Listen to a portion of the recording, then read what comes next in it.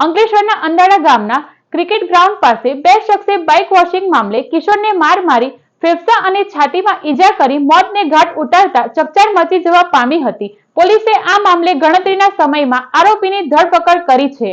અંકલેશ્વરના અંડાળા ગામના કૈલાસ ટેકરી ખાતે રહેતી પ્રિયાબેન શૈલેષ વસાવાના 17 વર્ષીય પુત્ર રોહન વસાવા તેના મિત્ર સાથે અંડાળા ગામના ક્રિકેટ ગ્રાઉન્ડ ખાતે બેસવા ગયા હતા।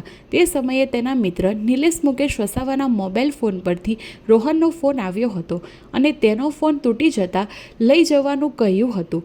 જે બાદ થોડી વારમાં તેના મિત્ર કિશોરને બેહોશ હાલતમાં લઈ બાઇક પર ફળિયામાં લઈ આવ્યા હતા, જેને 108 સેવાની મદદ વડે ગળખોલ સરકારી હોસ્પિટલમાં ખસેડવામાં આવ્યો હતો, જ્યાં તેને તપાસી તબીબે મૃત જાહેર કર્યો હતો। જે બાદ પોસ્ટમોર્ટમ દરમિયાન તબીબે પ્રાથમિક અભિપ્રાયમાં રોહનને છાતીમાં ફેફસાના ભાગે ઈજાઓ થતાં મોત નીપજ્યું હોવાનું સામે આવ્યું હતું। રોહન વસાવાને તેના મિત્ર સહિત ગણપત વસાવા અને નિલેશ દિનેશ વસાવાએ બાઇક વોશિંગ બાબતે ઝઘડો કરી છાતી અને પેટના ભાગે માર મારી મોત નિપજાવ્યું હોવાનું જાણવા મળ્યું હતું।